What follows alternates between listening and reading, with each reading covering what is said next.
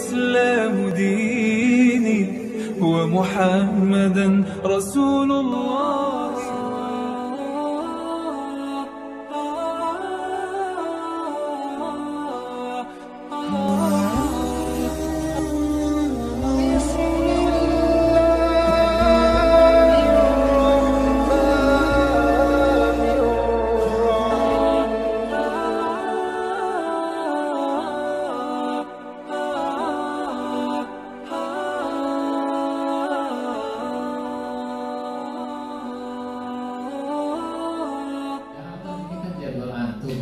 Justru saya ingin mendengarkan khutbah.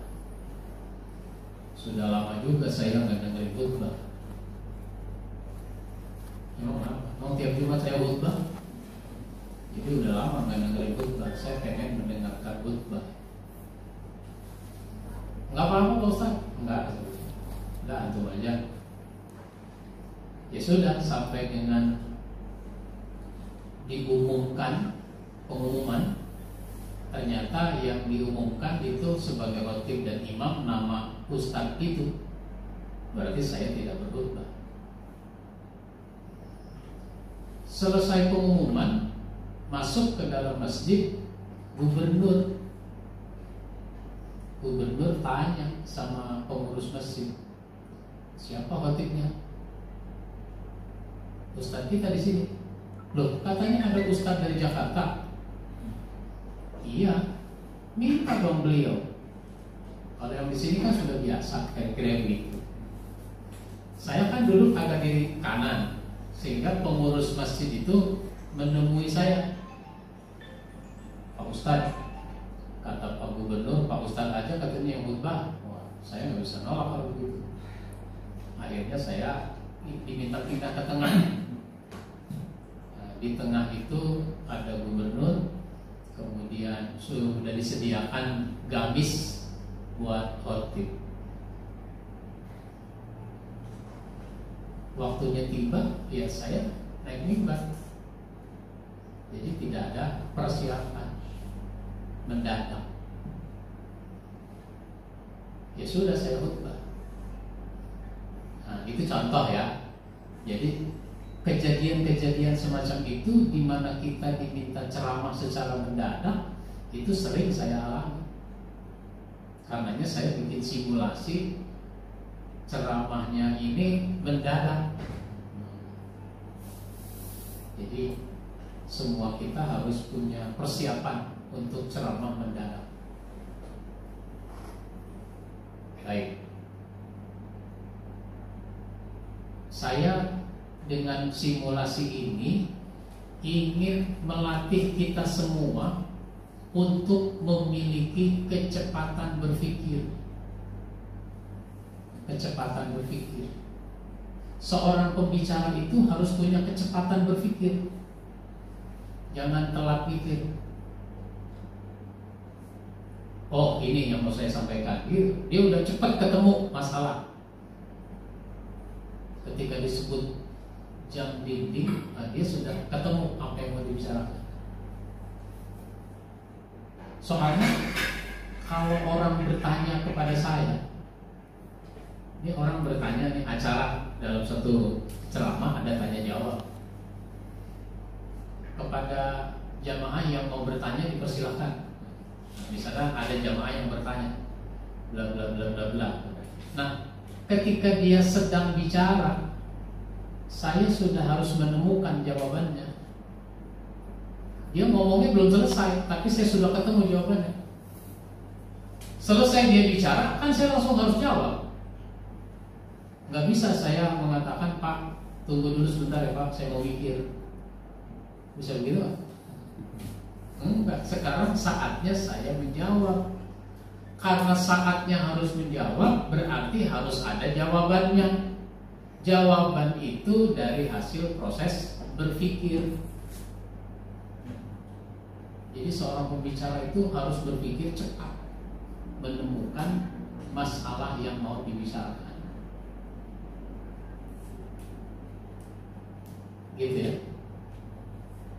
Kecepatan berpikir.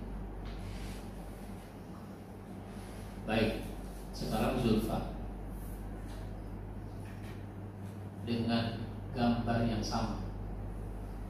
benda yang sama, yaitu jam dinding. Nah, silakan mau ceramah apa tentang jam? Assalamualaikum warahmatullahi wabarakatuh. Waalaikumsalam warahmatullahi wabarakatuh. Alhamdulillahilladzi arsala rasulahu bil huda wa dinil haqq liyuzhirahu 'ala dini kullihi wa kafaa billahi shahida. Wassalatu wassalamu ala sayyidina Muhammadin wa ala alihi wa sahbihi ajma'in. Qala Allah ta'ala fi ayatil Qur'anil Karim, a'udzu billahi minasyaitonir rajim. Bismillahirrahmanirrahim. Rabbi shrah li sadri wa yassir li amri wahlul 'uqdatam min lisani yafqahu qawli. Al-ayat sadaqallahul azim. Wa qala Nabi sallallahu alaihi wasallam, "Talabul ilmi fardhatun 'ala kulli muslimin wal muslimat." Pertama-tama yang saya hormati guru kita Al-Mukarram Kiai Haji Dr. Ahmad Yani, dan saya hormati bapak-bapak yang saya tidak bisa sebutkan satu persatu namanya, namun tidak mengurangi rasa hormat dan saya kepada bapak-bapak sekalian semua.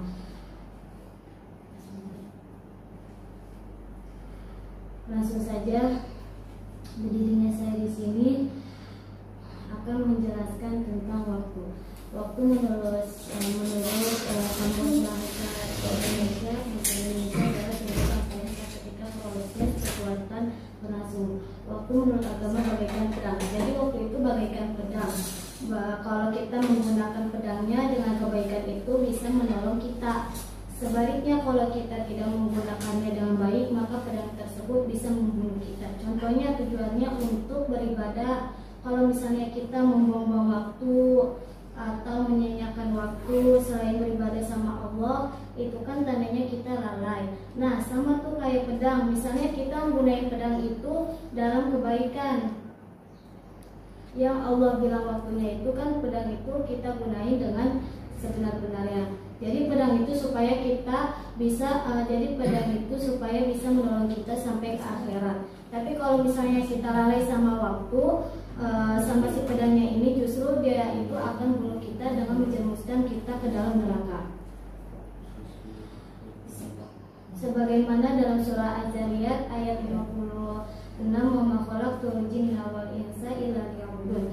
Artinya, aku tidak menciptakan jin dan manusia melainkan agar mereka beribadah kepadaku. Allah memerintahkan Nabi Muhammad beristiqomah dalam mengajarkan umatnya mengesahkan Allah, karena sesungguhnya itulah tujuan penciptanya. Jadi kita harus berbagi waktu kita, jangan lupa sholat dan lain-lain. Terus intinya jangan menunda-nunda kalau waktu itu. Cukup sekian, maaf. Wabillahi taufiq wal hidayah. Wassalamualaikum warahmatullahi wabarakatuh. Baik, Zulfa, apa kesulitan? Susah ngomongnya. Kalau disuruh ngomong susah ngomong, jadi gimana? Ya. Kalau kita mau bicara, kita ini harus percaya diri. Percaya diri itu tidak malu-malu, apalagi malu-maluin. Tidak malu-malu. Karenanya kalau kita bicara, mata kita itu ke jamaah. Jangan mata kita ke meja, ke buku, ke catatan. Catatan itu cuma sekali-sekali ngelihatnya. Mata kita ke jamaah. Jamaah sekalian yang saya hormati, di ruangan ini ada jam dinding. Di tangan kita banyak orang yang menggunakan jam. Kalau saya udah lama nggak pakai jam. Kenapa? Saya merasa udah kurang praktis pakai jam. Apalagi kalau kita mau naik pesawat. semuanya mesti dilepas, gesper dilepas. Untung celana gak kedodoran. Jam tangan dilepas, yang pakai jaket dilepas. Meskipun zamannya masker, tetap aja masker diminta dibuka dulu oleh si petugas itu. Ketika mau masuk ke ruang tunggu, dibuka dulu maskernya. Kenapa? Karena dia tidak ingin orang ini antara KTP dengan fotonya beda. Kan ada orang bisa pinjam KTP. Saya juga pernah pinjam KTP. Waktu itu teman saya mau ceramah di suatu daerah, tiket pesawat udah dipesan, tapi dia mendadak tidak bisa berangkat. Saya diminta berangkat, kan berarti KTP-nya harus KTP dia kan? Maka pinjam KTP bawa, karena waktu di check-in itu mesti nyerahin KTP. Kalau petugas ini nggak begitu merhatiin wajah, KTP aja dia perhatiin. Nah begitu. Kenapa saya cerita begini? Karena saya punya bahan ini kan gitu. Jadi orang ngomong tuh harus banyak bahan.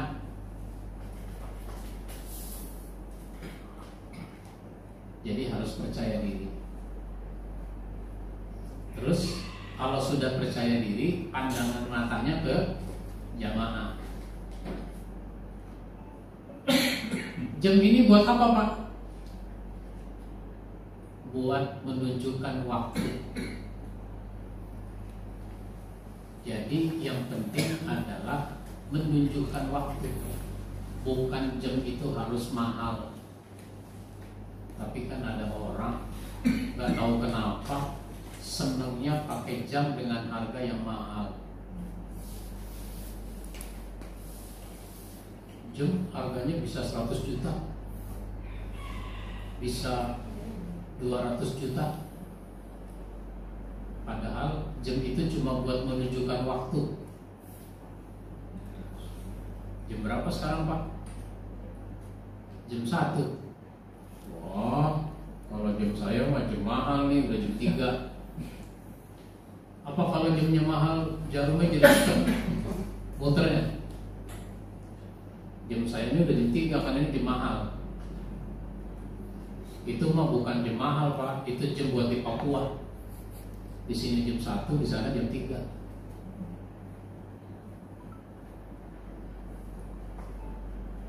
Kalau begitu yang penting fungsinya. Masjid juga kadang senang pakai jam yang harganya mahal, beli jam yang harganya mahal. Masjid jam apa itu? Jam lonceng. Jam lonceng itu harganya bisa 15 juta, mungkin lebih. Belinya 2 lagi, sebelah kanan 15 juta, sebelah kiri 15 juta, 30 juta. Sayang-sayang buang umat. 30 juta cuma buat jam 2. Mendingan beli buku buat perpustakaan. 30 juta. Wah, 30 juta dapat seapa itu buku? Seabrok-abrok. Itu aneh. Pengurus masjid senang beli jam yang mahal. Padahal jam yang penting yang akur. Jam dinding segini harganya nggak mahal, 50.000, 100.000. Yang penting akur. Ini di masjid ada jam 3 nggak ada yang akur. Ada orang masuk ke masjid, bapak-bapak, dia lihat udah jam 12 lewat 5. Hei azan, udah waktu tuh. Belum Pak, kan waktunya jam 12. Nah ini udah lewat 5. ini kurang 5, yang ini kurang 5 itu lewat 5, bahkan yang itu lewat 10. Terdengar azan dari masjid lain. Nah tuh udah azan salah. Ayo azan. Padahal yang masjid sana jamnya ngaco juga itu.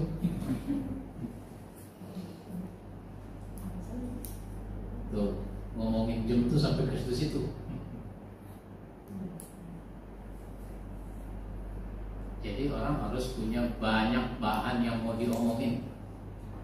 Apa aja yang penting manfaat.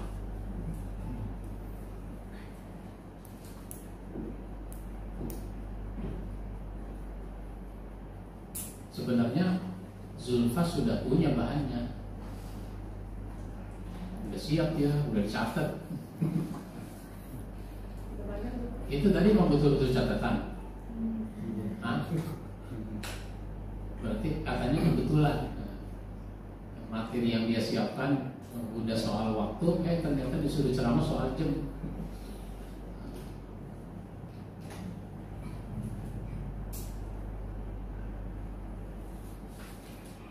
Baik.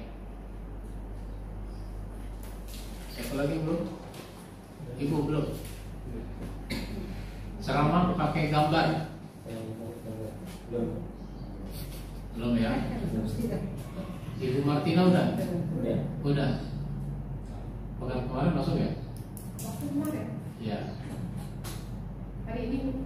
Ya. Sekarang Ibu Maimunah. Ceramah membahas dari benda yang ada di sini. Dari benda yang ada di sini. Apa saja? Nah, saya mau tunjukkan. Ada yang mau menunjukkan benda apa? Hah? Ada yang mau nunjukin benda buat Ibu Maimunah? Yang adem-adem deh, AC.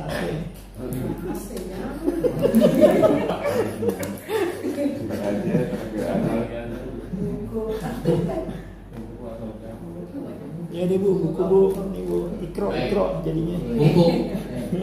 Ibu ceramah yang dibahas buku. Silakan.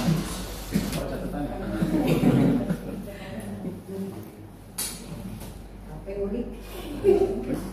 Mau dong.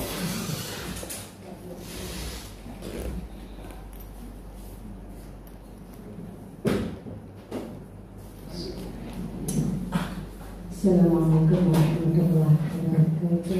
Waalaikumsalam. Alhamdulillah. Wassalatu wassalamu ala Rasulillah. La haula wa la quwwata illa billah. Subhanaka la ilma lana illa ma 'allamtana. Innaka antal alimul hakim. Rabbi ishrah li sadri wa yassir li amri wahlul 'uqdatam min lisani yafqahu qawli. Alhamdulillah. Pertama kali saya hormati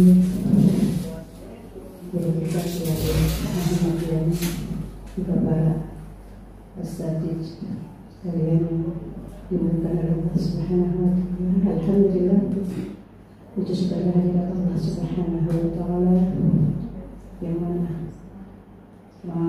memberikan kita bermacam-macam nikmat sehingga pada siang hari ini kita dapat berkumpul di tempat yang mulia untuk menuntut ilmu mencari karya Allah Subhanahu wa taala. Bapak Ibu yang dimuliakan Allah Subhanahu wa taala,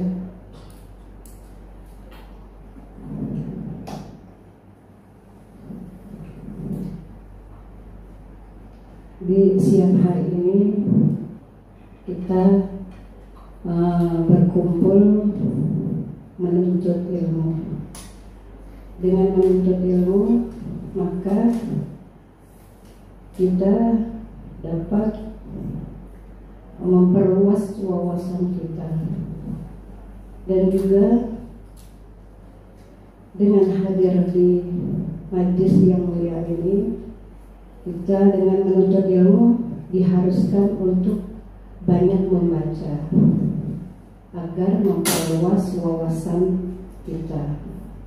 Dan dari itu Kalau kita malas untuk membaca, maka tidak akan dapat ilmu. Sebab dengan rajin membaca, maka apapun yang ada di dalam buku-buku itu kita dapat terapkan untuk kehidupan kita sehari-hari. Maka dari itu, rajin-rajinlah untuk membaca, karena di dalam buku, yaitu karya-karya kiai kita itu banyak sekali ilmu yang beliau sampaikan yang kita tidak tahu ya. Insya Allah ilmu kita bermanfaat, walaupun tidak diterapkan di dalam umum, tetapi alangkah baiknya di dalam rumah tangga kita dulu kita terapkan dari bekal ilmu-ilmu yang ada. Buku beliau tulis ya Bu ya. Nah, begitu banyak, saya kagum sekali buku-buku yang ditulis oleh guru kita. Sebelum saya datang ke tempat ini, saya pernah membeli buku beliau, yaitu yang 170 dakwah pilihan. Dari situ saya membaca beberapa ilmu yang disampaikan beliau. Alhamdulillah sangat bermanfaat. Ketika waktu itu saya disuruh sambutan khutbah. Waktu itu khutbah salat Idul Fitri perempuan semua. Alhamdulillah dengan buku beliau saya sampaikan, saya petik-petik sedikit-sedikit. Ketika Idul Adha saya disuruh lagi. Itulah manfaat dari buku beliau. Alhamdulillah. Ketika di majelis taklim pun saya baca buku beliau tentang menuntut ilmu. Kemudian saya bahas lagi di situ dengan meringkas kata-kata beliau yang perlu kami tulis. Alhamdulillah dengan karya-karya guru kita yang ada di sini sangat bermanfaat untuk kita untuk berdakwah, baik di dalam maupun untuk di luar. Demikianlah yang kami sampaikan, mudah-mudahan bermanfaat. Mohon maaf, kami masih dalam belajar dalam bimbingan guru kami, yaitu Yai Muhammad Yani, beliau guru PKM saya. Assalamualaikum warahmatullahi wabarakatuh. Waalaikumsalam. Baik. Ada kesulitan Ibu Maimunah? Ada. Gak bisa ngomong nih. Wawasannya kurang-kurang saya cara bicara gitu. Wawasannya. Iya. Cara menyampaikannya itu. Cara menyampaikannya. Iya. Cara menyampaikannya ngomong. Iya, tapi kayaknya kurang sedap gitu. Kalau kayak gini kan sedap tuh. Oh. Iya. Baik. Kurang sedap. Iya. Bahasa masakan. Ini dengar sendiri apalagi dengar orang kayak gini. Kan dilihat di YouTube. Jangan tahu saya lagi ya. Nggak baik yang like dulu. Bisa viral itu.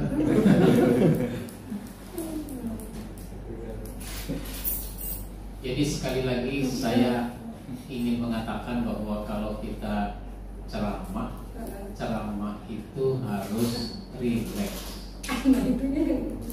Kitanya jangan merasa ini suatu beban yang berat. Ini ceramah yang rileks. Biar supaya rileks, anggaplah ini ngobrol, bukan dianggap sebagai ceramah. Ngobrol, sehingga kayak orang ngobrol. Kalau kayak orang ngobrol kan biasanya rileks. Apalagi ada kopinya, ada pisang gorengnya. Nah, itu jadi panjang tuh obrolan. Jadi harus rileks. Terus yang harus kita pikirkan adalah apa yang orang harus dapatkan dari saya. Kalau saya bicara, apa yang orang harus dapatkan dari saya? Dengan begitu maka saya ini mau ngasih apa? Mau ngasih apa tuh kan berarti ada yang mau kita kasih. Ada yang mau kita kasih berarti kitanya punya. Kalau nggak punya emang mau dikasih.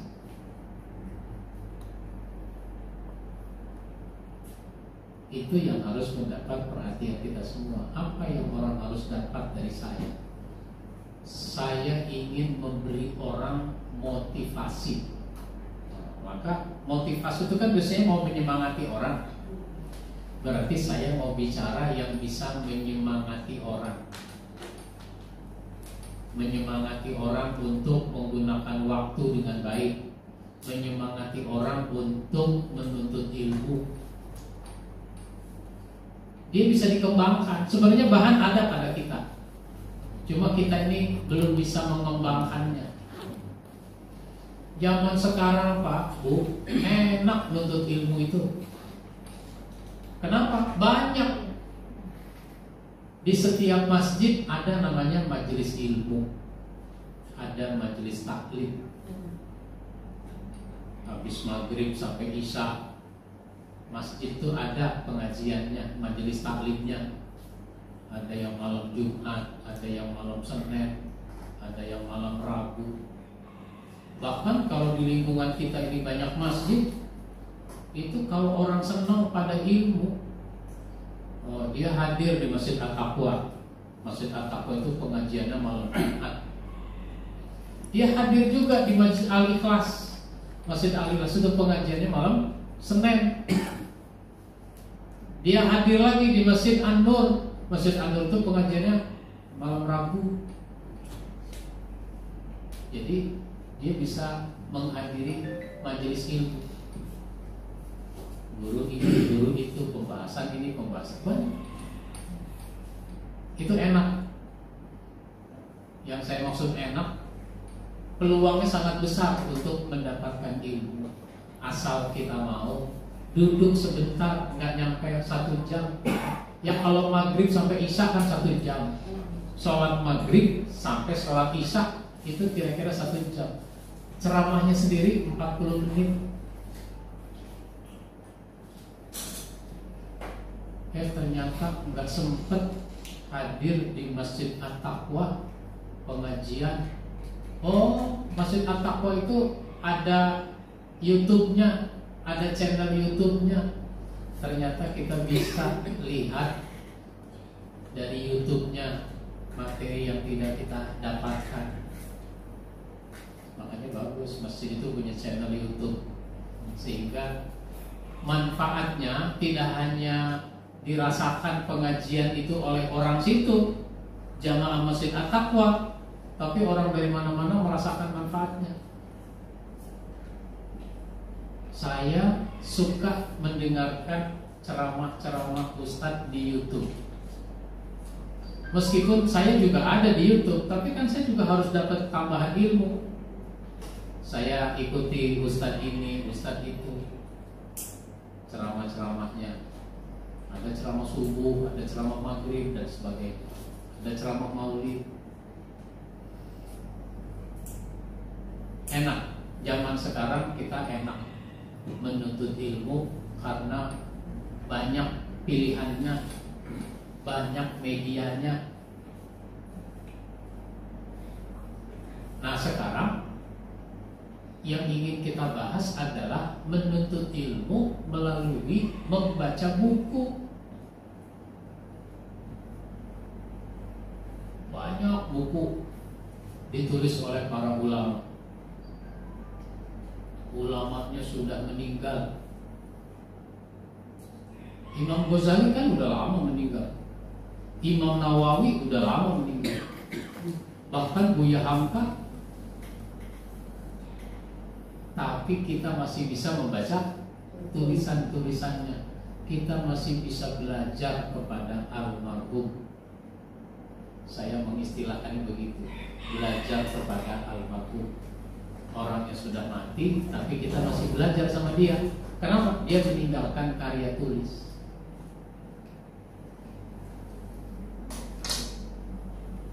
Saya kalau baca buku ngantuk Pak Ustadz, ya kalau ngantuk tidur.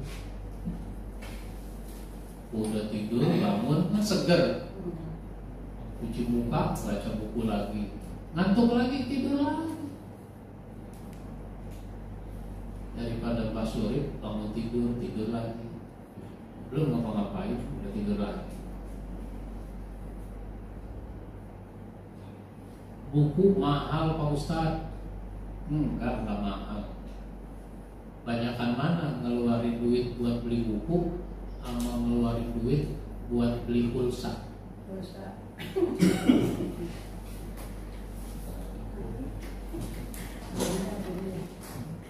Kita kalau paket data mau habis, itu udah langsung, jangan sampai keputus. Langsung. Kalau yang tidak berlangganan paket prabayar, pasca bayar? Pasca bayar.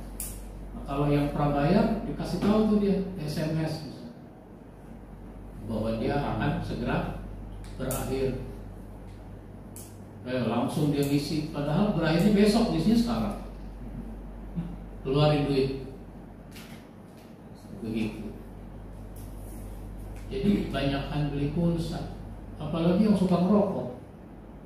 Banyakkan merokok daripada beli buku. Merokok berapa? Berapa? 20.000 sehari. 20.000 sehari. Itu artinya sebulan 600.000. Beli buku nggak sebulan 600.000? Bukannya belum tentu, enggak. Gitu. Buku 50.000, 100.000 rasanya mahal. 200.000 apalagi. Tapi beli rokok rasanya murah. Beli pulsa rasanya murah. Nah, maka kita ini cari ilmu jangan cuma mendengar. Mendengar bagus, tapi jangan cuma mendengar. Zaman sekarang mencari ilmu itu harus juga dengan membaca. Baca buku. Sekarang udah ada Pak Ustadz, bukunya e-book. Ada di HP, tinggal download gratis. Saya nggak yakin orang selesai baca buku di e-book itu. Benar nggak? Dugaan saya benar nggak? Siapa yang menyelesaikan baca buku e-book itu? Kenapa? Baca WA kepanjangan aja udah nggak diterusin. Kan ada tuh orang suka ngirim tulisan panjang, udah tulisan paling bawah, baca selanjutnya tanda biru, klik, baca lagi selanjutnya, klik, baca, udah nggak dibaca itu. Udah 3 kali baca selanjutnya udah nggak dibaca. Merasa kepanjangan. Padahal ilmu yang memang harus begitu, ilmu itu dibaca.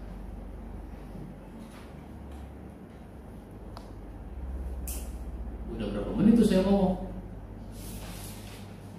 Dari Ibu Maimunah tadi selesai ngomong sampai sekarang saya ngomong tuh udah berapa menit? Mengulas apa yang beda. Jadi apa yang orang harus dapatkan dari kita kalau kita ceramah, itu yang harus kita persiapkan. Orang harus dapat ilmu dari saya. Orang harus dapat motivasi dari saya. Bahkan orang harus dapat hiburan dari saya. Orang tuh terhibur. Terhibur itu gak mesti ngelawak. Jangan salah.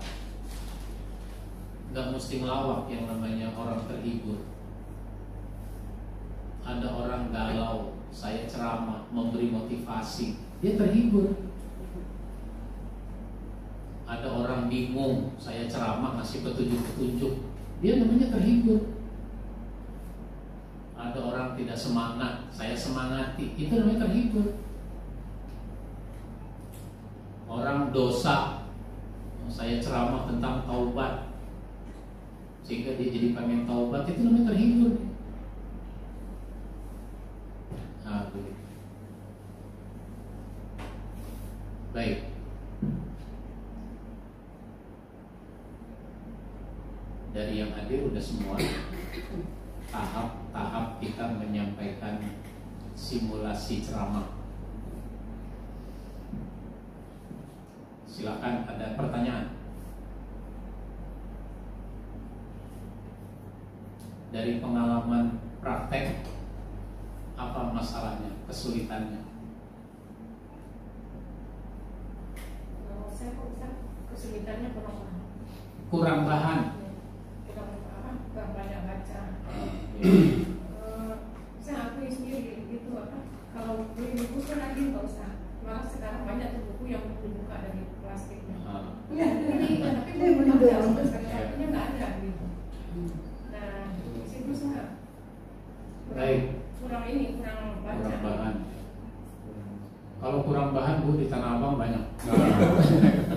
Berbaba. Kurang baca. Iya. Waktu baca itu. Kalau begitu belinya yang instan. Jadi bahannya itu bahan yang instan.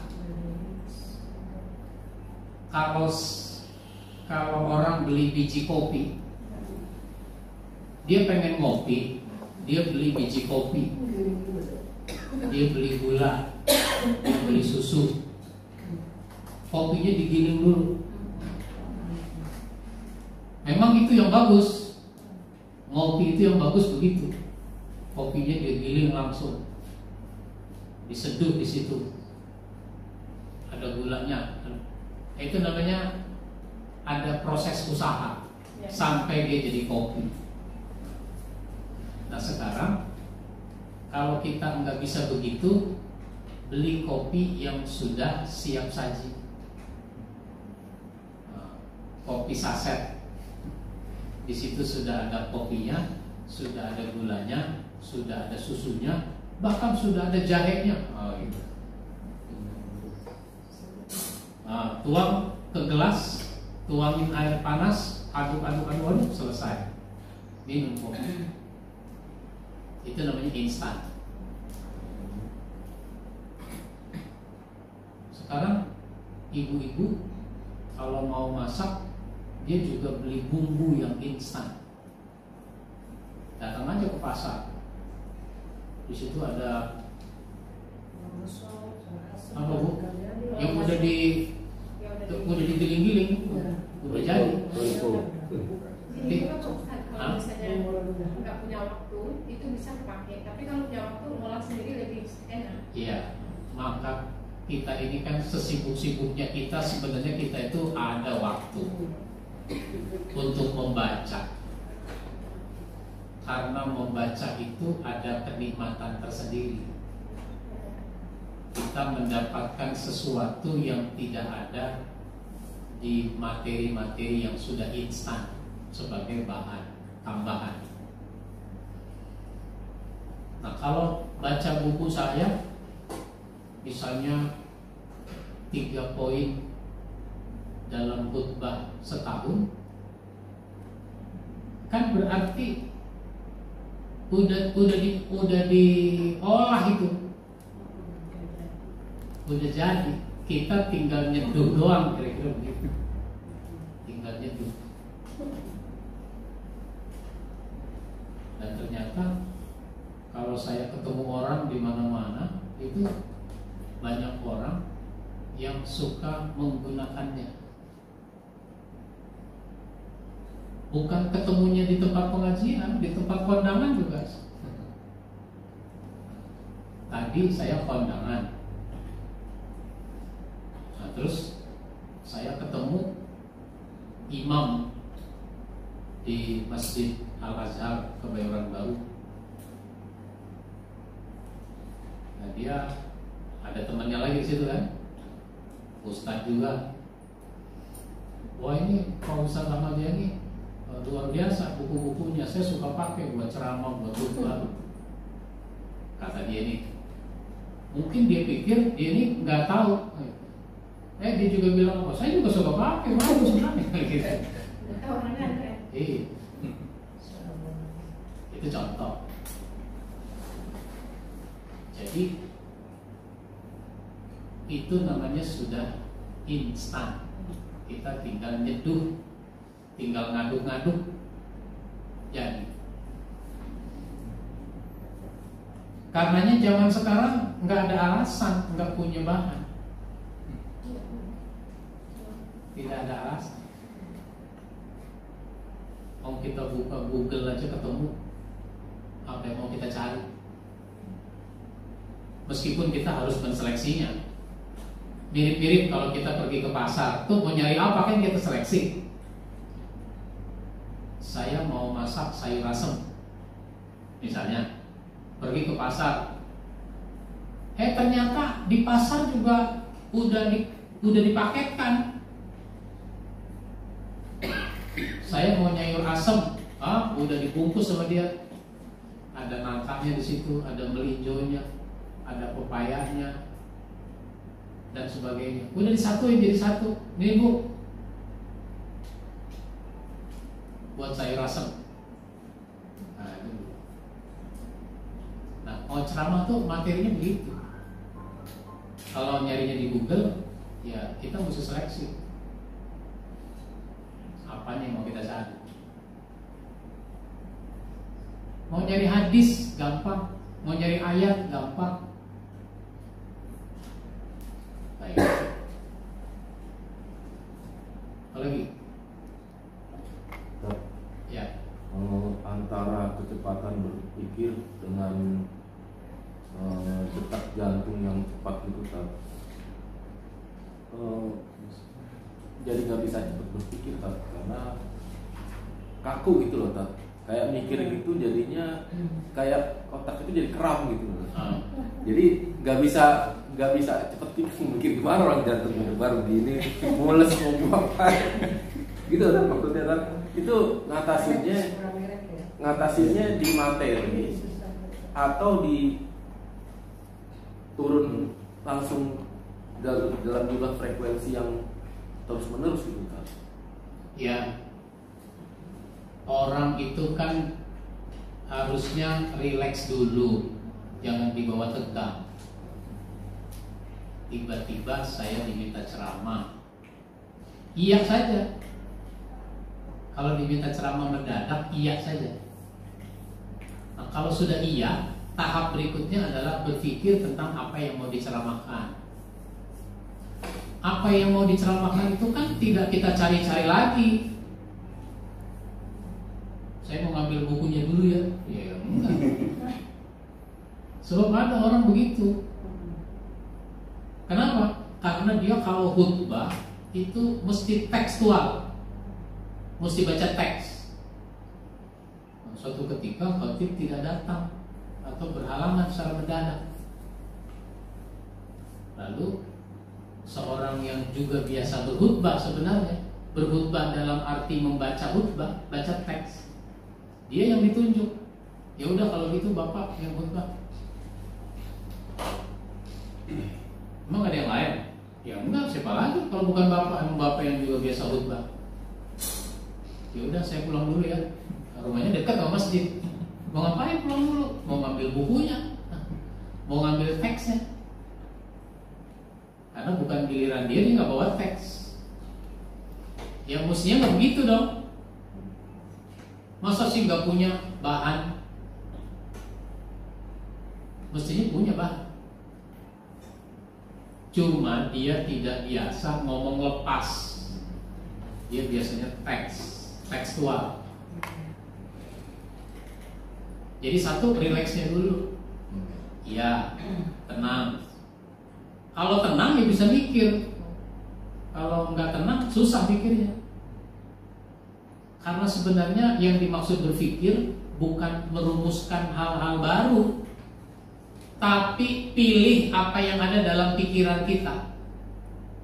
Tinggal milih. Sama seperti ini rak buku, itu kan tinggal pilih buku apa yang mau diambil. Kira-kira begitu juga di benak kita ini sudah ada. Ilmu itu sudah ada. Wal asri innal insana lafi khusr. Hafal? Hafal. Artinya enggak. Artinya juga sudah hafal, sudah dikuasai. Bisa nggak menceramahkan wal asri itu? Bisa. Jadi kalau yang mendadak-mendadak itu bicaralah yang paling kita kuasai. Makanya kita ini harus punya materi yang kita kuasai. Nah, namanya materi gacoan. Tahu gacoan? Andalan. Yang diandalkan. Saya punya materi yang saya andalkan. Gak bawa catatan juga saya nggak ada masalah gitu. Saya bisa sampaikan. Kita harus begitu.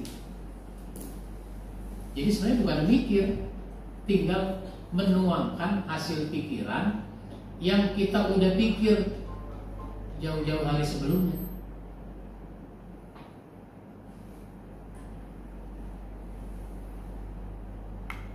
Baik. Ada lagi?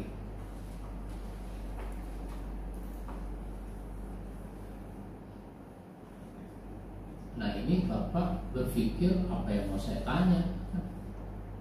Sebenarnya bukan berpikir apa yang mau saya tanya. Gue mau nanya apa ya? Bukan begitu. Apa yang dirasa? Apa yang dirasakan? Yang menjadi problem buat kita. Jangan dicari-cari problem itu.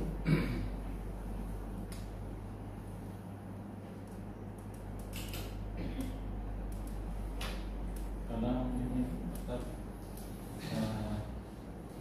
kan dibilang kalau kita bikin konsep sebelumnya mungkin bisa membantu ya untuk kita tampil gitu. Tapi sering merasakan juga setelah konsep itu disiapkan masih kesulitan mengembangkan konsep tersebut di saat kita bicara gitu. Nah itu kira-kira apa yang mesti kita perbaiki gitu, supaya konsep yang kita udah siapkan sebelumnya bisa berkembang saat berbicara gitu, atau tidak kesulitan. Iya. Saya punya rumus menceramahkan apa yang ditulis, menulis apa yang diceramahkan. Itu moto saya. Menulis apa yang diceramahkan, menceramahkan apa yang ditulis. Sehingga kalau saya mau ceramah, saya tulis apa yang mau saya ceramahkan itu. Ke dalam artikel, ke dalam teks khutbah dan sebagainya, saya tulis. Atau saya tulis dulu baru saya ceramahkan, atau saya ceramahkan dulu baru saya tulis, itu nggak ada masalah. Sehingga apa yang saya ceramahkan terdokumentasi dalam bentuk tulisan. Bedanya sekali nulis bisa buat 10-20 kali ceramah. Tapi kalau nulis yang sama itu kecil kemungkinan. Saya menulis tentang syarat masuk surga. Kira-kira berapa kali saya nulis ceramah tentang syarat masuk surga? Ya sekali itu aja.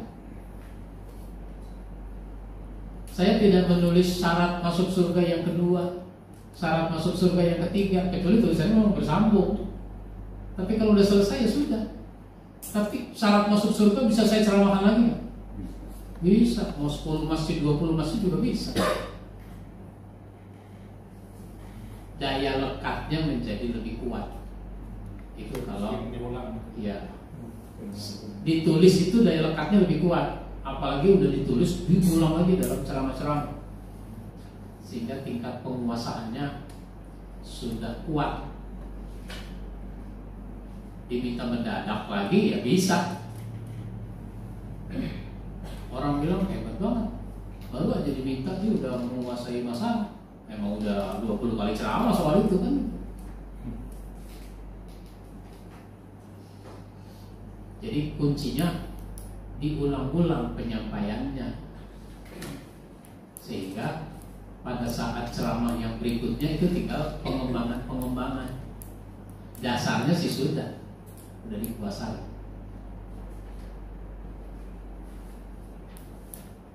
Gitu loh. Ada lagi? Ya. Sepertinya kalau saya ini kesulitan untuk membuat rileks ketika ceramah. Membuat rileks, suasana rileks ketika ceramah di depan. Oh.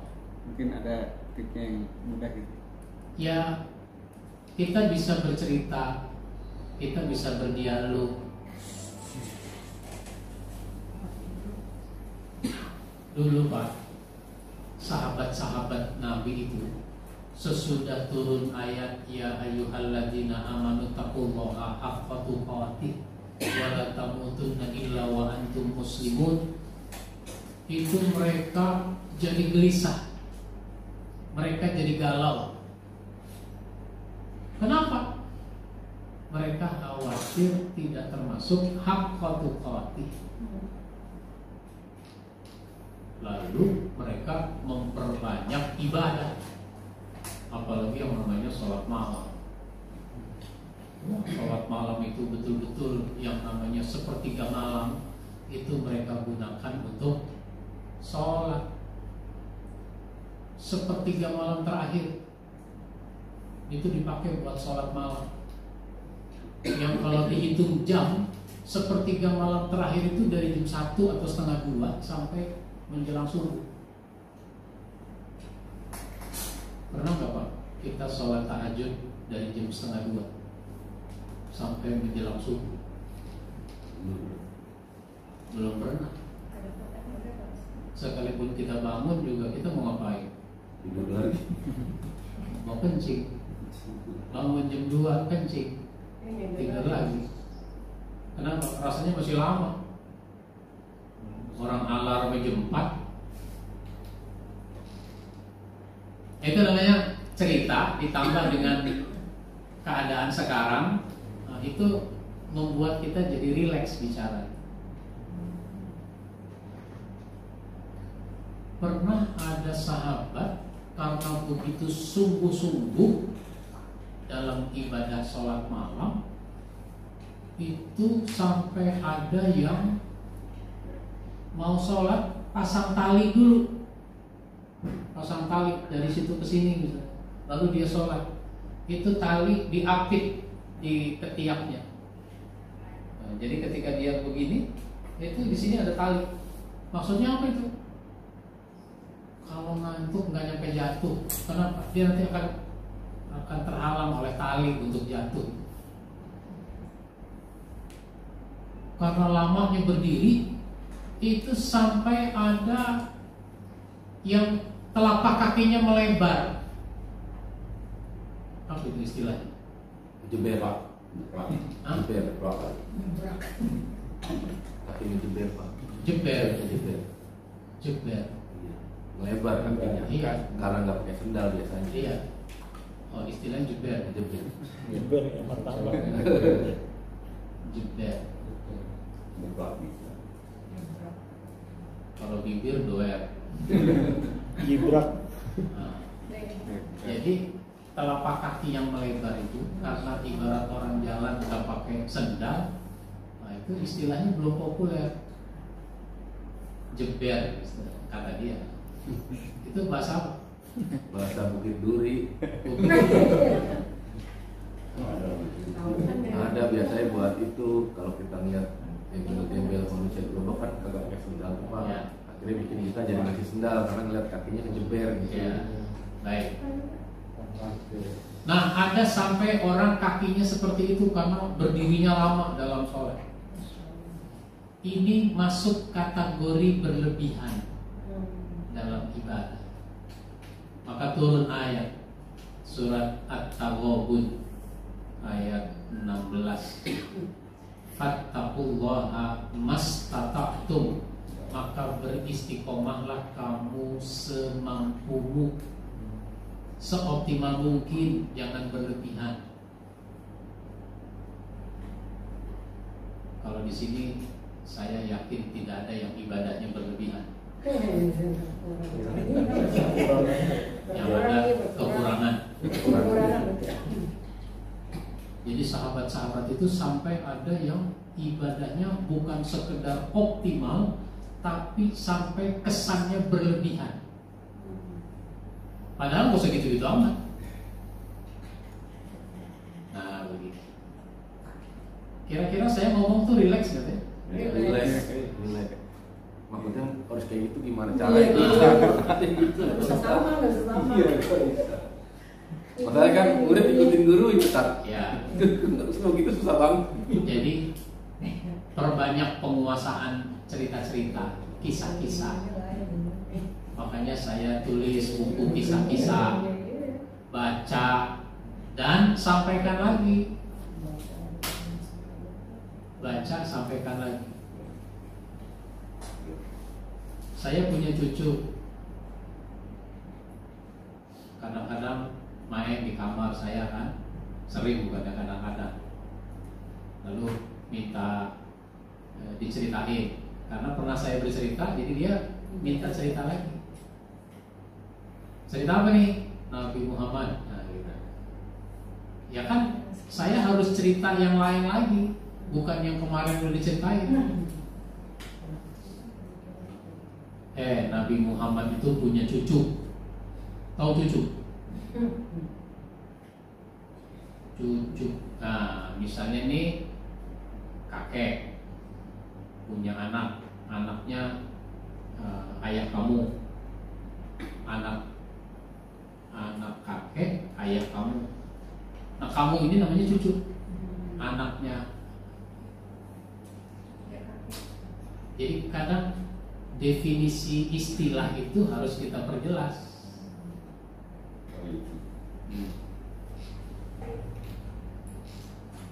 Kamu punya teman nggak? Punya. Siapa namanya? Namanya Raihan. Raihan itu punya bapak? Punya. Bapaknya siapa?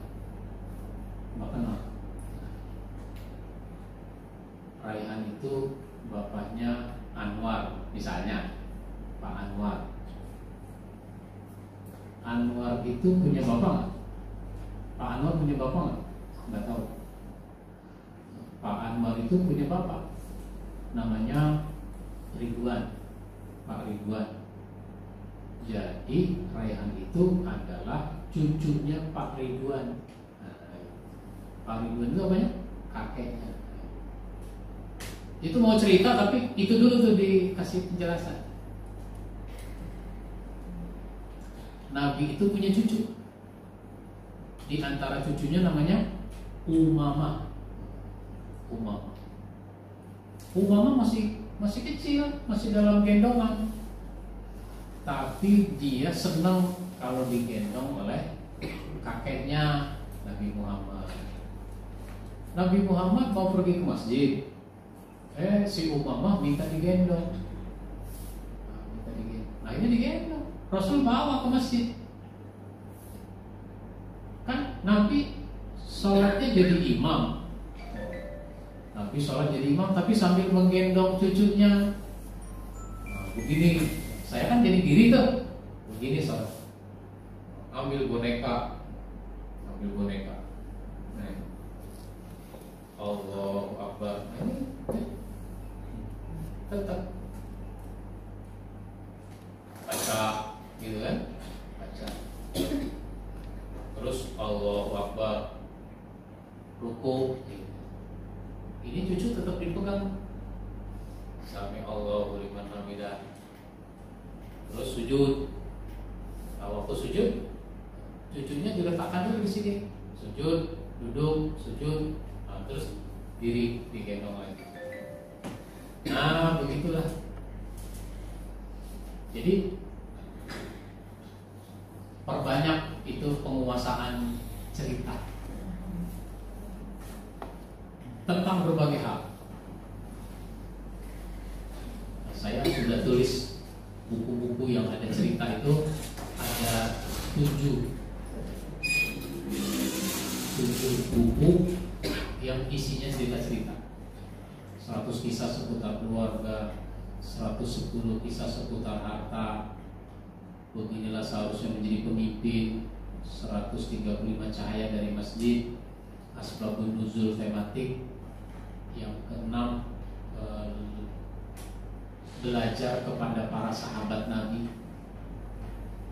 itu 50 kisah sahabat, sama mukjizat Nabi Muhammad. Isinya cerita-cerita.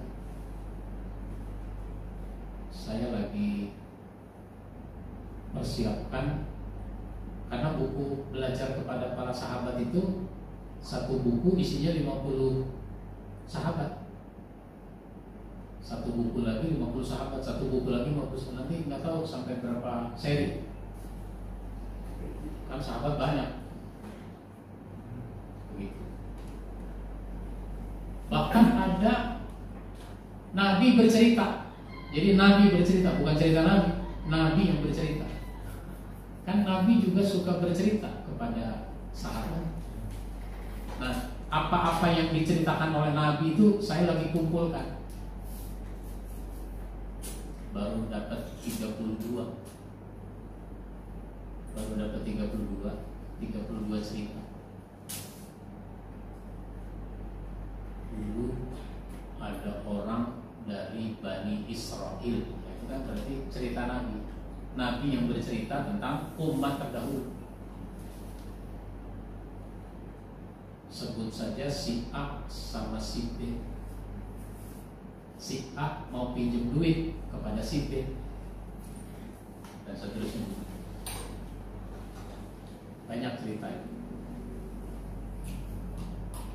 Terus kita bertanya kepada jamaah biar supaya lebih rileks. Bertanya, kalau tangan kita ini kasar, apa istilahnya? Kapalan. Kasar banget kapalan. Sebenarnya saya juga udah tahu, nggak perlu nanya saya. Tapi kenapa saya bertanya? Biar ada suasana dialogis. Jadi bertanya itu maksudnya begitu. Nggak selalu bertanya itu karena kita nggak tahu. Bertanya karena ingin menciptakan suasana berdialog biar supaya lebih rileks. Bisa juga bertanya mau mencari tahu, ini orang sini tahu nggak itu? Atau saya tidak tahu, lalu saya bertanya. Mudah-mudahan orang ini tahu, gitu. Apa itu kalau istilahnya telapak kakinya melebar itu? Kan dia jawab. Apa tadi jawabannya? Jeber. Kan itu jadi menambah istilah buat kita. Karena orang ngomong itu harus kaya dengan kosakata, kaya dengan istilah. Baik. Apalagi yang mau ditanya?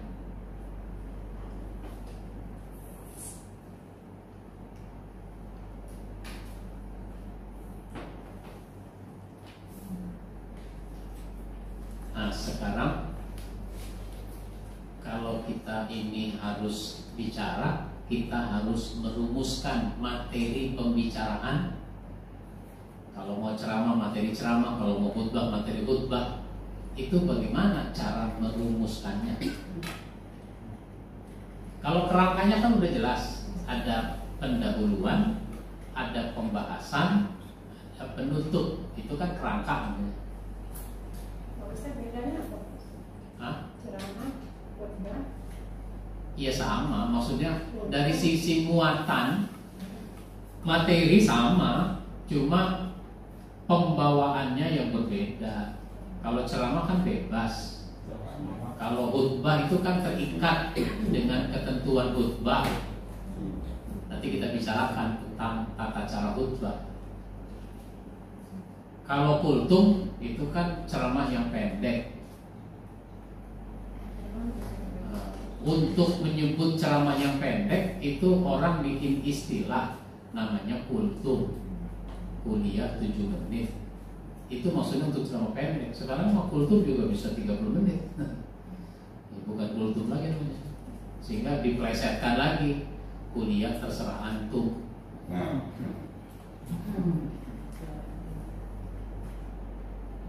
Jadi kerangkanya pendahuluan, pembahasan, bentuk.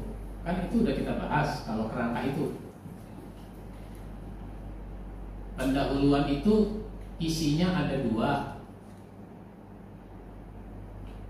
Hamdalah sampai amma ba'du. Pakai bahasa Arab. Hamdalah sampai amma ba'du. Di buku kan ada contoh-contohnya.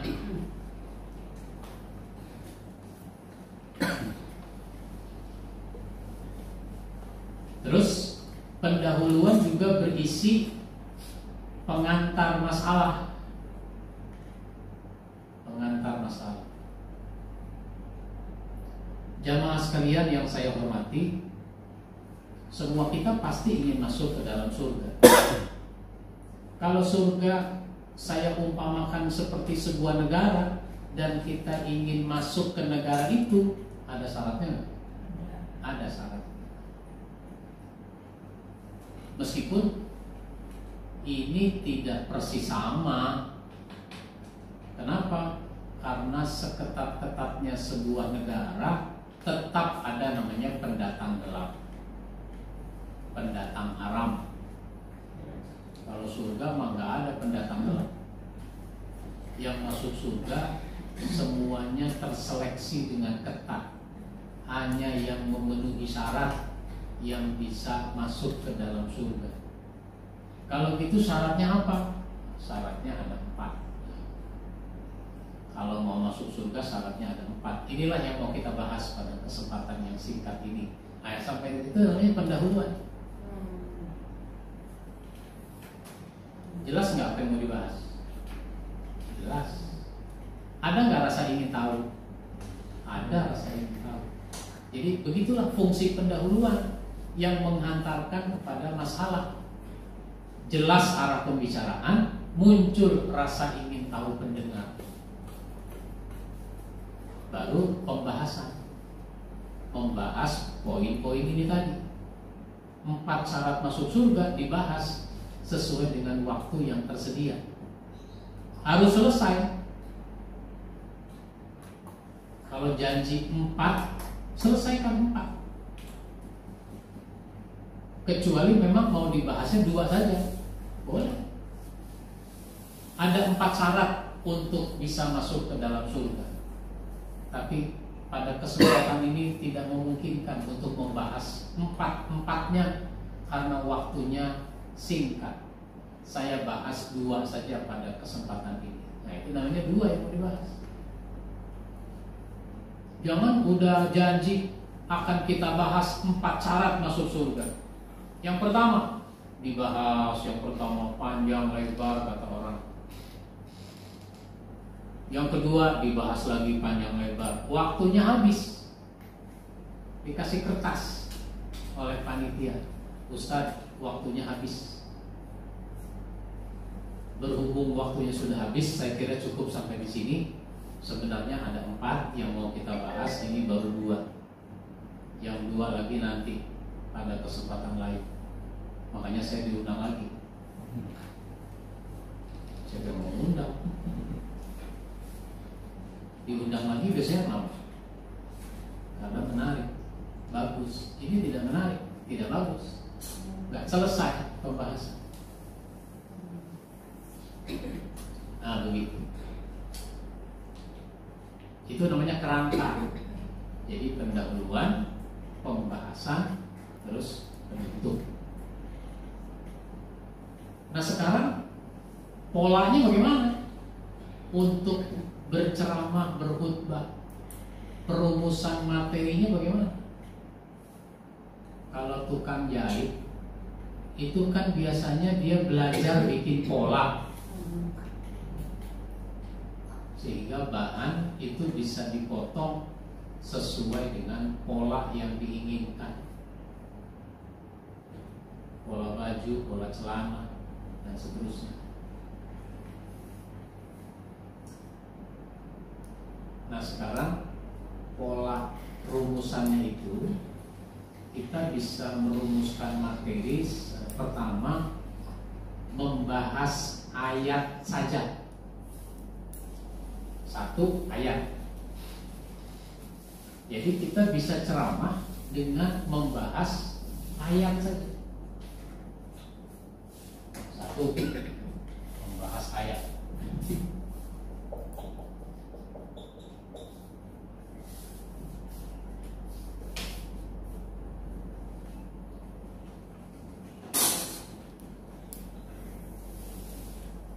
Ayat apa ya yang bisa kita bahas untuk sekali ceramah, sekali khutbah?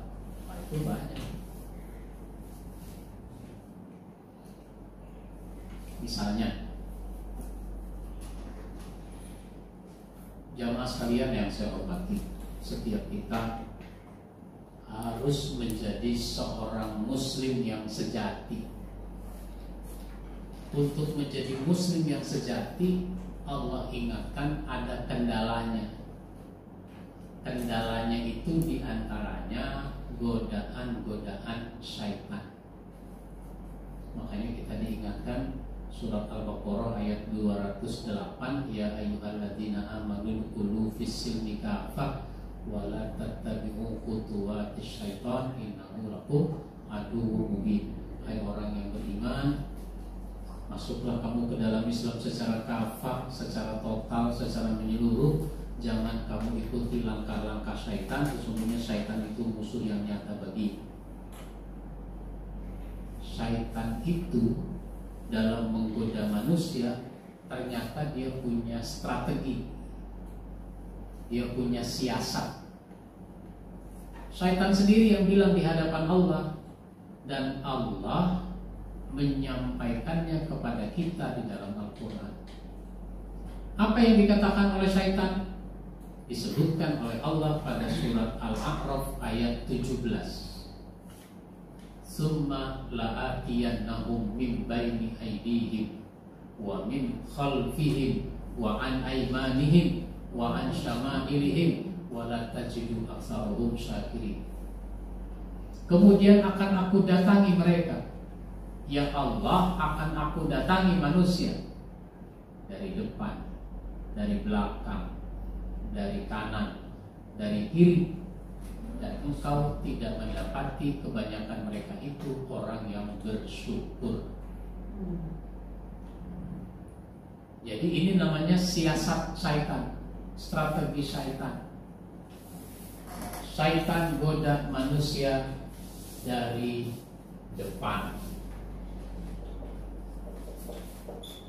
syaitan goda manusia dari belakang, dari kanan, dari kiri.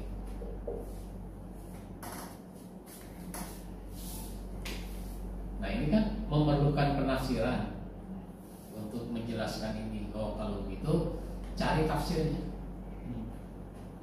Kalau saya kan bukan ahli tafsir, saya tidak berani menafsirkan ayat ini. Maka saya baca buku tafsir. Misalnya di dalam tafsir Ibnu Katsir, Ibnu Katsir itu mengutip pendapat Ibnu Abbas. Ibnu Abbas, Abdullah bin Abbas, itu sahabat yang ahli tafsir. Abdullah bin Abbas. Sahabat-sahabat Nabi itu ada yang namanya sama. Namanya Abdullah itu banyak. Ada nama-nama Abdullah itu banyak. Karena namanya sama, kalau dia kumpul seperti ini, yang dipanggil salah satu, semuanya nyaut. Maka orang yang namanya sama itu dihubungkan dengan nama bapaknya menjadi Ibnu. Abdullah bin Abbas jadi Ibnu Abbas, Abdullah bin Mas'ud jadi Ibnu Mas'ud, Abdullah bin Umar jadi Ibnu Umar. Begitu. Kalau dulu begitu, dihubungkan dengan nama orang tuanya. Kalau di kita orang namanya sama, ngebedainnya bagaimana kalau manggil? Abdullah yang satu pendek, dipanggillah Abdullah pendek. Yang satu warna kulitnya hitam, dipanggillah Abdullah hitam. Yang satu kalau ngomong cadel, cadel itu bahasa Betawinya pelo, dipanggillah Abdullah pelo. Nah, itu sebutan-sebutan yang tidak bagus. Jangan orang dipanggil dengan sebutan-sebutan seperti itu. Maka dihubungkan dengan nama bapaknya, itu Ibnu Abbas. Lagi mau bahas ayat ini tuh ngomong tuh bisa ke situ-situ dulu. Kalau waktunya panjang, untuk memberi wawasan, tambahan wawasan.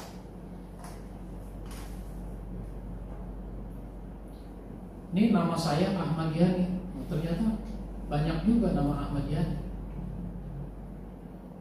Ada yang jadi anggota DPR.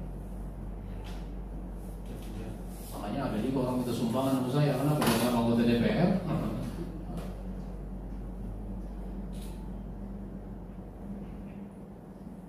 Ada juga yang jadi ustaz. Apalagi? Jadi begitu nama. Nah, kata Ibnu Abbas, syaitan goda manusia dari depan, itu maksudnya syaitan tanamkan keraguan akan adanya kehidupan akhirat. Jadi siasat syaitan menanamkan keraguan tentang kehidupan hari akhirat. Hari akhirat itu tidak ada. Mati ya udah mati, selesai.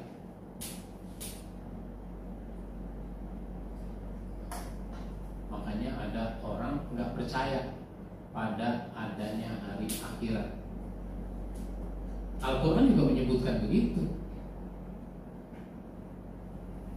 Yang kedua, syaitan goda dari belakang. Itu syaitan tanamkan ke dalam jiwa manusia agar dia menjadi orang yang terlalu cinta pada dunia. Terlalu cinta pada dunia. Bahaya orang kalau terlalu cinta pada dunia. Yang ketiga, syaitan goda dari sebelah kanan agar manusia mengabaikan syariat, mengabaikan hukum, mengabaikan ketentuan Allah. Maka banyak orang mengabaikan ketentuan-ketentuan Allah. Nah, yang ketiga, yang keempat, syaitan goda dari sebelah kiri. Syaitan tanamkan ke dalam jiwa manusia agar menjadi orang yang lebih memilih dosa daripada pahala. Memilih dosa daripada pahala. Ada jujur, ada bohong. Kalau jujur berpahala, kalau bohong berdosa. Ternyata banyak orang pilih bohong. Dicarilah pembenaran. Bohong-bohong dikit mah gak apa-apa, pakai kata dikit. Bohong-bohong dikit. Karena bohong-bohong dikit gak apa-apa, akhirnya apa? Ya bohong lagi dikit, bohong lagi dikit, bohong lagi dikit, bohong lagi dikit. Nah, dikit-dikit lama-lama lama-lama jadi banyak. Bukan jadi bukit. Nah, itu namanya membahas ayat. Udah tuh ceramah selesai, bahas satu ayat aja. Dan banyak sekali ayat-ayat yang bisa kita bahas. Jadi judulnya 4 strategi syaitan. 4 strategi syaitan dalam menggoda manusia.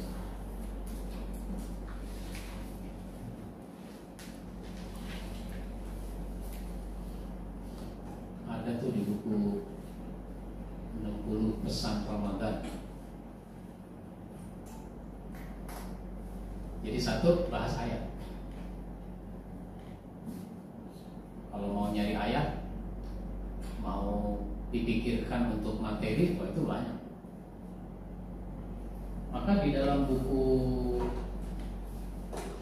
170 materi dakwah pilihan, nah ini kan ada pembahasan ayat. 85 itu pembahasan dari ayat. Bisa satu ayat, bisa beberapa ayat. Kalau beberapa ayat kan bisa jadi materi bersambung, materi banyak. Nah ini dari satu ayat aja udah bisa buat 1 kali ceramah.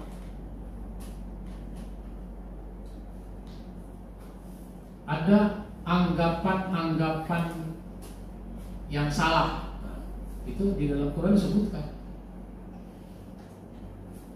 Sehingga kita bisa bahas secara bersambung anggapan-anggapan manusia yang salah. Baik. Ada yang mau nanya dulu? Jadi merumuskan materi dari 1 ayat.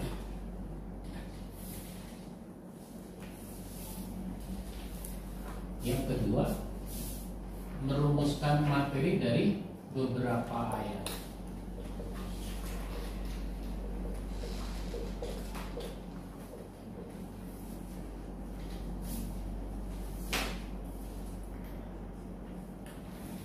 Beberapa ayat dengan tema yang sama. Misalnya apa? Ciri mukmin dalam Al-Quran. Ciri mukmin dalam Al-Quran itu kan banyak disebutkan. Itu namanya beberapa ayat.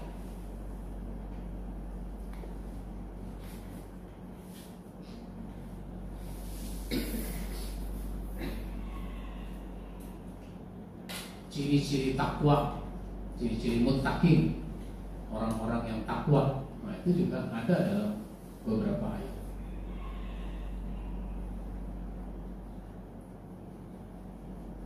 Asal rajin, asal mau mengkaji.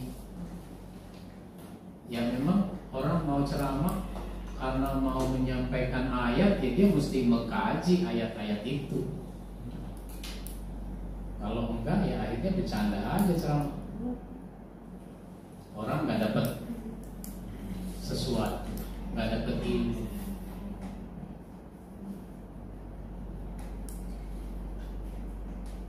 Begitu juga lewat media sosial, mestinya orang dapat tambahan ilmu. Tapi kan banyak orang di media sosial, sebut saja misalnya di WA, itu orang merasa tidak dapat ilmu, apalagi cuma bercanda-bercanda. Maka ketika dia berada di grup yang dia tidak dapat ilmu, dia nggak baca.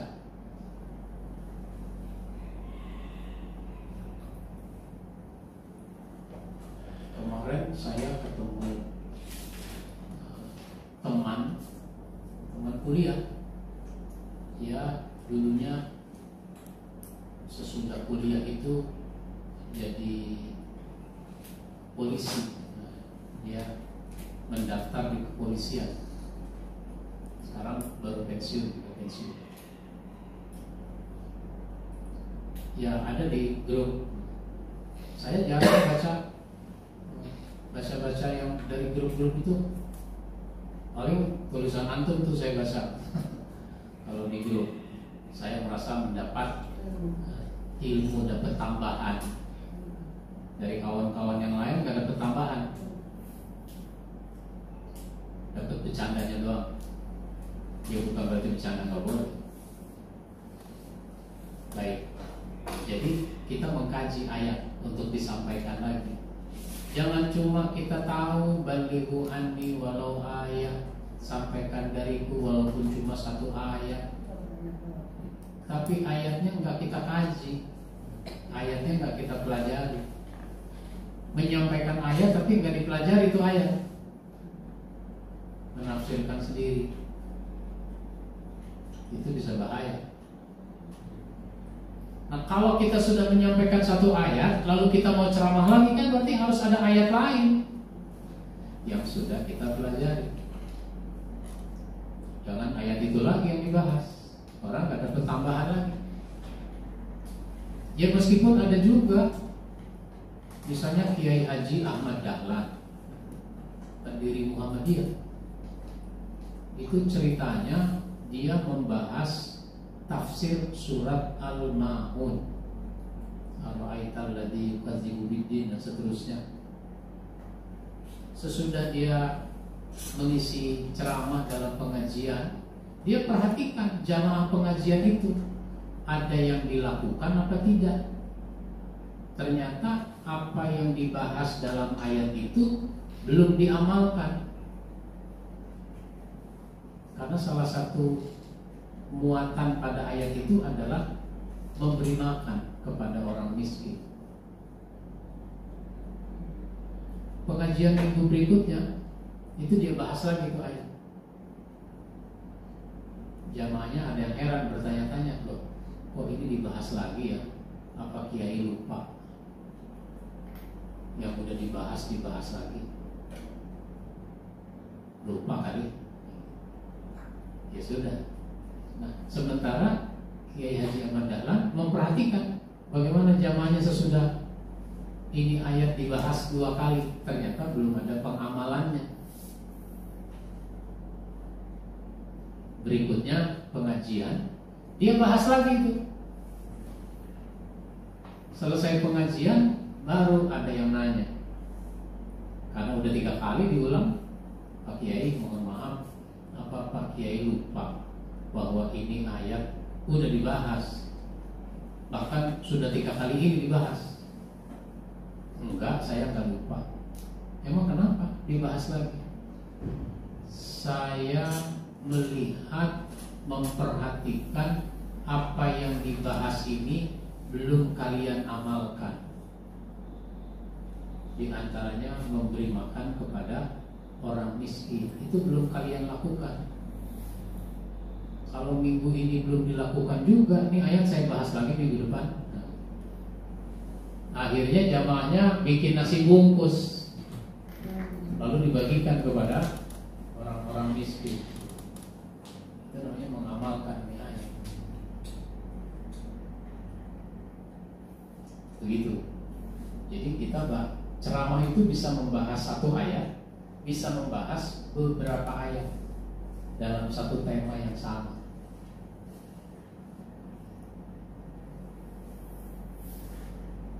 Nah, kalau sekali ceramah, ya jangan banyak-banyak ayatnya. Tapi kalau ceramah ini pengajian bersambung, pengajian rutin, itu satu ayat yang sama, itu bisa kita sampaikan lagi. Maksudnya sama, temanya sama. Ciri orang takwa dalam Al-Quran, itu kan disebutkan dalam banyak ayat, satu-satu dibahas. Nah, jadi cara merumuskannya, ceramah itu dengan ayat, terus beberapa ayat, satu ayat dan beberapa ayat. Gak sulit sebenarnya kalau kita mau mengkaji. Baik, sebelum dilanjutkan, ada tanggapan lagi? Ustaz, kalau ayat itu kan terjemahannya aja pendek. Mungkin kalau untuk mengembangkan, kita harus baca misalkan buku tafsirnya seperti itu ya. Nah kan buku tafsir itu kan kadang satu ayat itu panjang sekali uraiannya, apalagi tafsirnya mungkin tafsir Bukhari atau yang lain itu banyak panjang sekali. Nah itu bagaimana tuh untuk agar uraiannya tidak terlalu panjang ataupun mudah dimengerti? Ya, kan ada tafsir yang ringkas. Jadi ada tafsir yang panjang, tapi ada tafsir yang ringkas. Tafsir yang ringkas itu misalnya Jalalain, bukan jalan lain, Jalalain. Disebut Jalalain itu tafsir karena penulisnya dua orang, sama-sama Jalal, namanya Jalal. Jalaluddin, namanya Jalaluddin. Yang satu Jalaluddin Al-Mahalli, yang satu Jalaluddin As-Suyuti.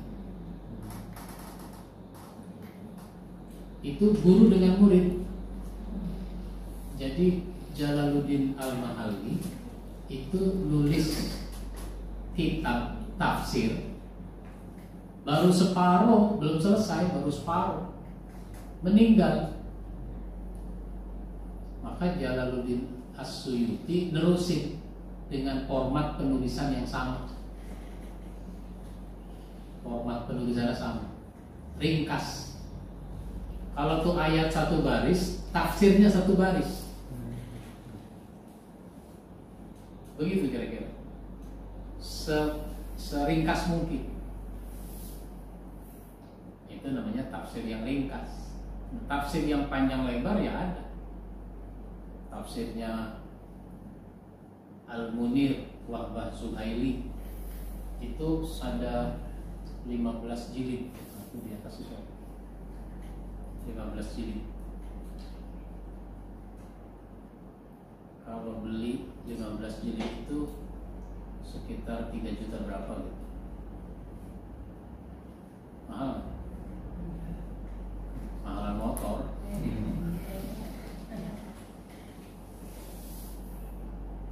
Jadi ada tafsir Wahbah Zuhaili itu ada tafsir satu jilid, ringkas, satu buku. Cuma terjemahannya nggak tahu sekarang. Saya punya ensiklopedia Al-Quran, dan judul terjemahan ensiklopedia Al-Quran. Jadi satu jilid. Nah terus ada lagi yang 3 jilid. 3 jilid itu ada tafsir apa itu? Lupa. Yang di lemari ini di rak. Al-Wadiyah. Bukan. Al-Wadiyah. Yang rak paling atas tuh. Al-Wadah.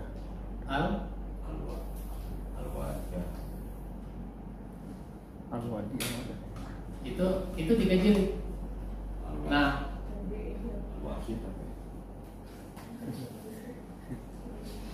terus ada yang 15 jilid yang panjang. Jadi tafsir itu diringkas menjadi 3 jilid, diringkas lagi menjadi 1 jilid.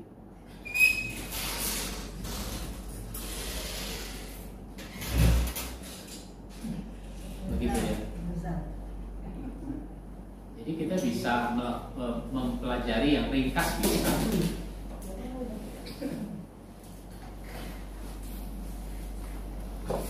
Baik. Ada lagi? Ya. Masih mengenai ayat yang kita ambil itu kan setahu kita ada ayat yang istilahnya sama-sama mutasabihat ya, dan ayat yang jelas sama mutasabih. Itu ahli tafsir dulu itu sudah memperkirakan nggak, misalnya dalam masa ke depan itu masih berlaku nggak tafsirnya? Misalnya kita yang hidup di zaman sekarang ini, apa masih bisa mempergunakan tafsir mereka nggak? untuk ini isu-isu yang sekarang, misalnya yang Ustaz bilang bayi tabung misalnya, terus transaksi melalui online atau yang sejenisnya. Iya. Itu kalau contoh-contoh yang sekarang mah bukannya tafsir, itu mah masalah-masalah fikih, masalah-masalah hukum yang memerlukan fatwa. Kalau yang dimaksud ayat-ayat mutasyabihat bukan begitu. Misalnya yadullahi ma'al jamaah, tangan Allah di atas tangan jamaah. Nah, itu kan kata tangan di situ memerlukan penafsiran. Apa yang dimaksud tangan itu yang ini, yang ada jarinya 5? Apa Allah bertangan seperti ini? Ya jangan ditafsir. Itu namanya ayat mutasyabihat. Kita jangan menafsirkan dari aspek fisik, sehingga ulama itu menafsirkan, oh maksudnya adalah kekuasaan Allah. Kata yadun itu adalah dalam arti kuasa, kekuasaan.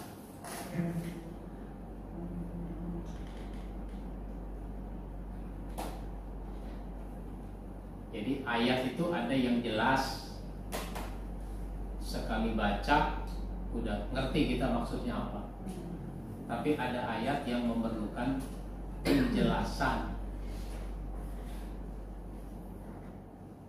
Nah, ayat yang memerlukan penjelasan itu bukan kita yang menjelaskan sendiri, karena kita ini tidak punya kapasitas. Ulama itulah yang menjelaskan, karena dia punya dasar keilmuan untuk menafsirkannya. Maka tidak semua yang disebut ustadz itu punya kompetensi untuk menafsirkan ayat. Saya tidak punya kompetensi untuk menafsirkan ayat. Maka kalau saya menjelaskan ayat, saya berdasarkan apa yang saya baca dari tafsir-tafsir yang ada.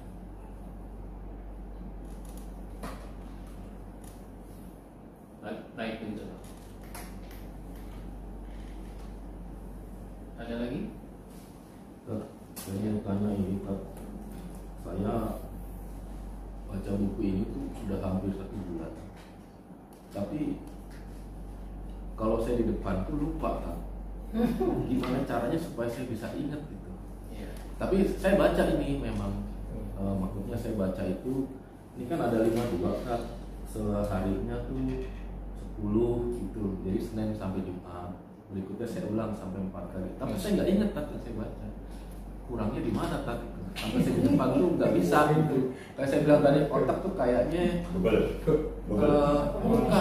keras, makanya nggak bisa berpikir secara apa tadi tak? Berpikir cepat tuh, kayaknya kaku gitu tak? Kayak mengkeret tuh otak itu. Jadi satu judul itu diambil ringkasannya. Oh, diringkas. Diringkas itu poinnya. Apa ini poinnya? 1 ini, 2 ini. Itu kan cuma 2. Satu judul itu kan 2 poin. 2 poin ya tuh. 1 ini, 2 ini. Apa? Udah. Nah, sampaikan. Ketika disampaikan, maka nanti dia mulai melekat. Nanti disampaikan lagi, tambah melekat, disampaikan lagi, tambah melekat gitu. Berarti ini karena tidak disampaikan ya, Tat? Jadinya numpuk berarti, Tat ya? Kebanyakan teori berarti, Tat. Iya, makanya ya bener berarti, Tat ya? Karena tidak disampaikan gitu. Untuk menyampaikan itu tidak menunggu kita diminta orang. Kalau menyampaikan jangan menunggu diminta orang. Tapi menyampaikan itu memanfaatkan kesempatan yang ada. Seperti yang sudah saya sampaikan tentang peluang. Masih ingat? Oh iya, kalau nggak ada dicari. Peluang itu dimanfaatkan. Maka kalau kita dikasih kesempatan, jangan suka nolak. Manfaatkan. Orang bilang belum tentu kesempatan itu datang 2 kali. Padahal kesempatan sering kali datang. Nah, kalau kita ada kesempatan nolak, orang itu nggak ngasih lagi. Dia aja tuh yang ceramah, jangan, dia mah kagak mau. Sebulan lalu gue minta, dia kagak mau. Jadi peluang itu dimanfaatkan. Yang kedua, peluang itu dicari. Peluang dicari. Ada masjid, ada musola, ada orang sholat berjamaah, habis maghrib, habis asar, habis zuhur, itu kan nggak ada orang ceramah. Antum minta peluang, kesempatan,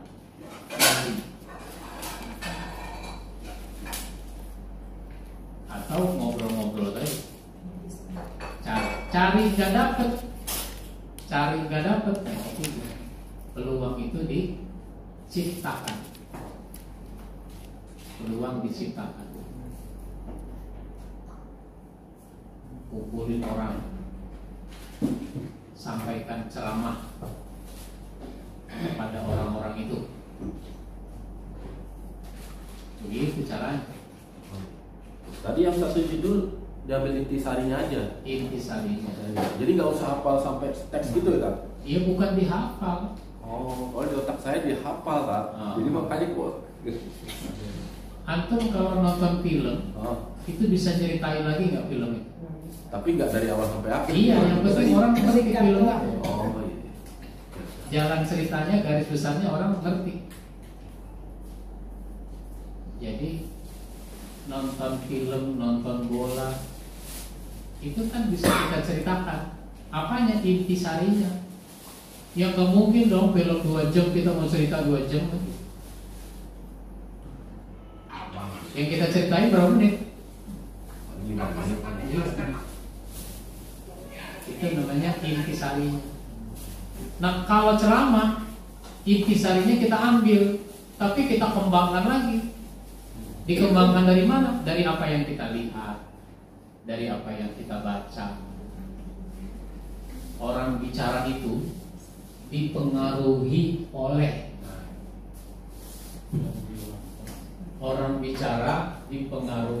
apa yang dibaca. Kalau kita tidak membaca, kita tidak bisa mengambil dari apa yang enggak kita baca.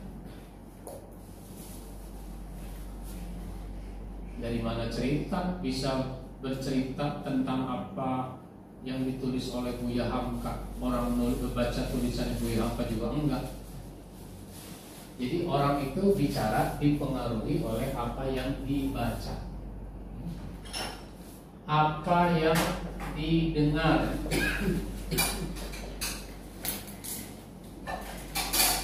apa yang didengar.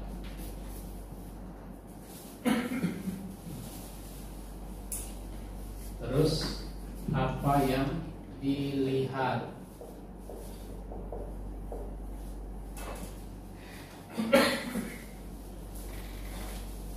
Banyakan mana antara yang dilihat dengan yang didengar?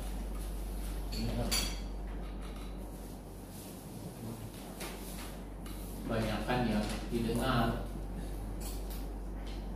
Sebenarnya kita ini lebih banyak mendengar daripada melihat.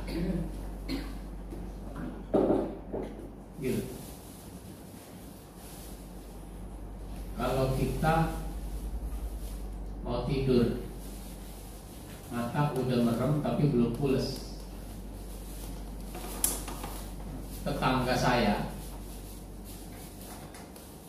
usaha konveksi, misalnya tetangga saya usaha konveksi, ada tukang jahit. Saya dengar mesin jahit nggak?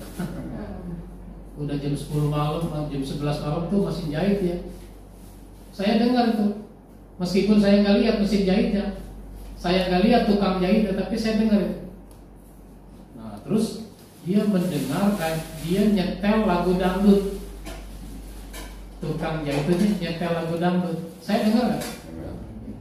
Selama saya belum pules, mata udah merem tapi belum pules, saya masih dengar itu lagu dangdut. Makanya hafal juga. Sering dengar. Kalau nonton pertunjukan Roma Irama mah nggak pernah. Tapi dengar tukang jahit suka nyetel. Gitu. Jadi apa yang didengar, apa yang dilihat itu semua mempengaruhi kita bicara. Terus apa yang dirasakan?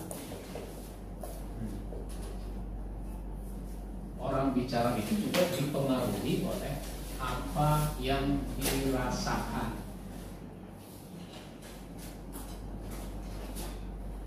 Saya menghormati si A. Antum tidak kenal si A atau tidak begitu menghormati si A. Ketika si A itu meninggal, rasanya beda. Beda rasa. Saya merasa kehilangan. Antum mau biasa-biasa aja. Saya sedih, antum mau biasa-biasa aja. Kenapa? Ini menyangkut rasa.